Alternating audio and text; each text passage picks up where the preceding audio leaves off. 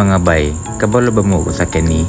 Mao kini ang modern incubator nga ginagamit karon sa mga dagko nga hospital. Pero kabalo ba mo nga unsa ang unang porma sa incubator? O kinsa ang nag-imbento ni ini? Kung gusto mo masayod, hala uban ni ako. Atong ilailahon ang mga Pilipino dakog ambag diri sa tong nasod. Diri lang sa istorya ni Danilo, Story of Filipino. Siya si Dr. Fe del Mundo. Siya ang nakaimbento sa first incubator diri sa Pilipinas. Bamboo incubator ang unang naimbento ni Dr. Fe del Mundo. Tungod sa unang panahon nga dili tanang lugar sa Pilipinas na ay kuryente, labi na sa layo nga parte sa Pilipinas. Daghag mga bata nga nangahimugso nga kulang pa sa bulan. Sa ing-ani nga sitwasyon, dili makasurvive ang bata o dili siya makakuha og tama nga temperatura.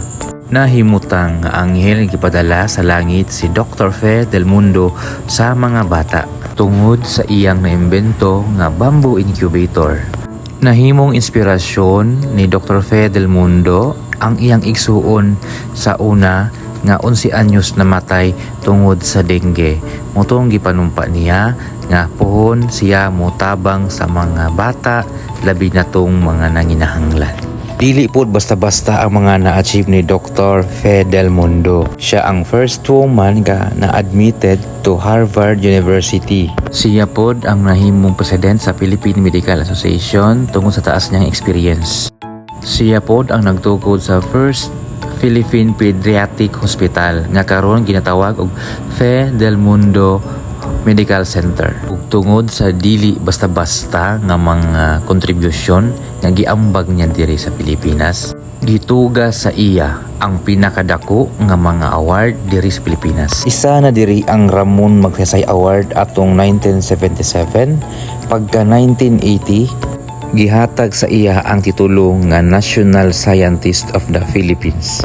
Ug atong 2010 gihatag sa iyaha ang award nga Order of Lacandula.